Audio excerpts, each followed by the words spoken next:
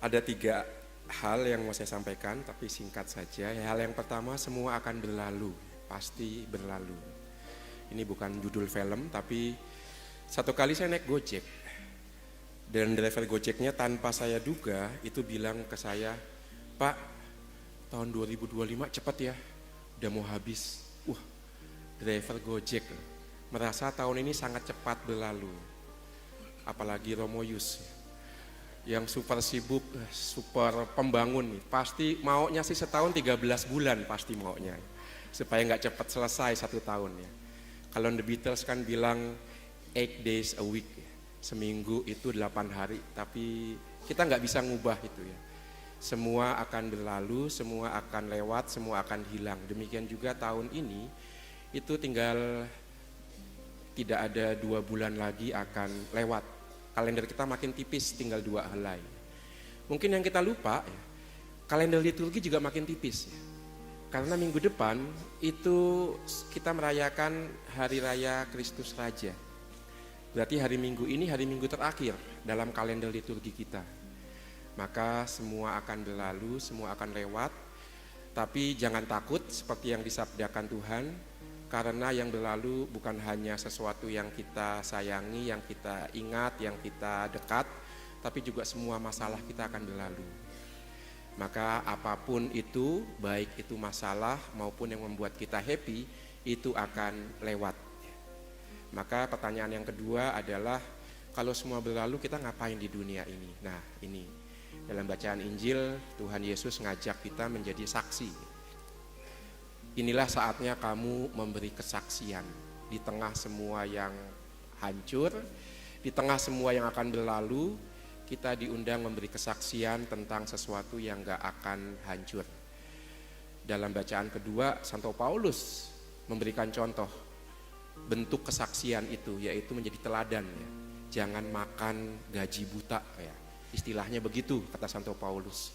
Jangan menjadi beban bagi orang lain. Kalau kamu bekerja, ya bekerjalah sebaik mungkin. Jangan menggantungkan hidupmu pada orang lain. Kalau Allah memberi kamu kesehatan, kemampuan, just do it, lakukan. Itulah contoh memberi kesaksian.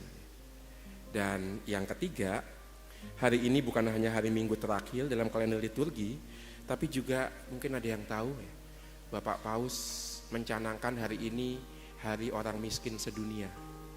Jadi kita punya The World Youth Day, Hari Kaum Muda Sedunia, di The World Elderly Day, Hari Senior, Hari Orang Sepuh Sedunia, bahkan Hari Anak-anak Sedunia.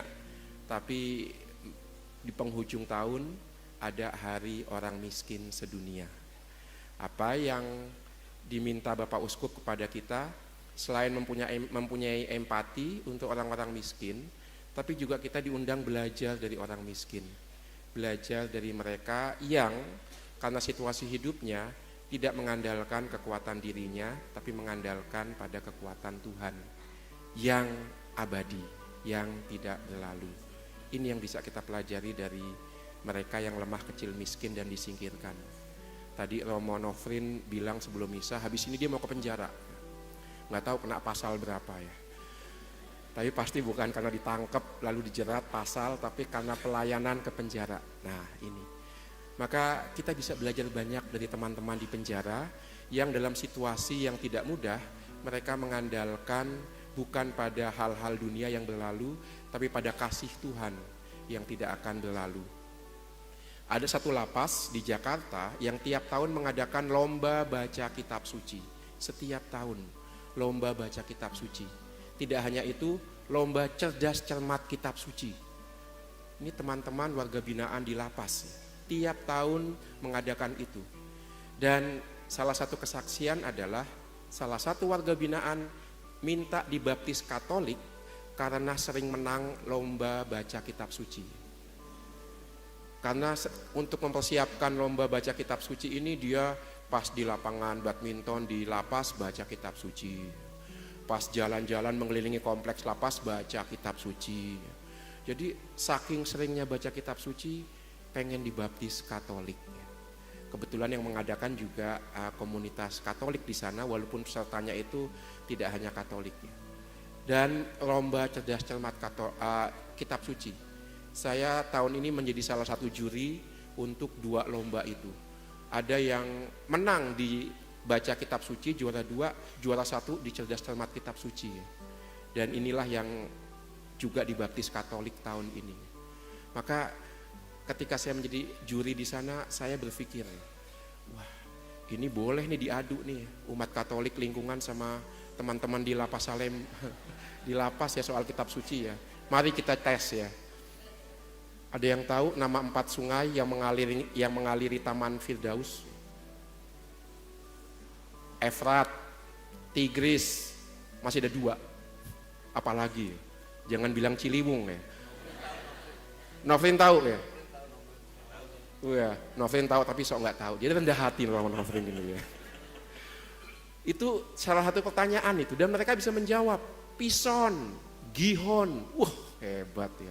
Umat lingkungan pasti tahu semua ini ya. Lalu pertanyaan berikutnya, sungai yang mengaliri emas di Taman Firdaus. Rebutan semua ya. Tahu Romo apa itu? Ada yang tahu nggak? Sungai Pison Romo, wah ini dia. Maka luar biasa teman-teman di lapas ini saking mengandalkan Tuhan, dekat dengan firman, mereka punya informasi, punya wawasan kitab suci yang luar biasa. Bukan semata-mata pengen menang lomba cerdas cermat, tetapi itu pintu masuk. Mereka semakin akrab dengan firman dan semakin berani mengandalkan kekuatan Allah yang tidak akan pernah hilang, tidak akan ditentukan oleh apa kata orang. Kita mohon rahmat Tuhan agar kita juga menjelang selesainya kalender liturgi, kalender tahunan kita, semakin berani mengandalkan kuasa Allah dan semakin bisa melihat saudara-saudari kita yang sungguh membutuhkan, tidak hanya yang jauh tapi mulai dari yang dekat. Dalam keluarga kita, mungkin ada anggota keluarga kita yang kurang disapa, kurang menerima perhatian, yang membutuhkan pengampunan dari kita. Ini yang mau kita sapa, yang mau kita perhatian. Juga di hari orang miskin sedunia pada hari Minggu ini. Kita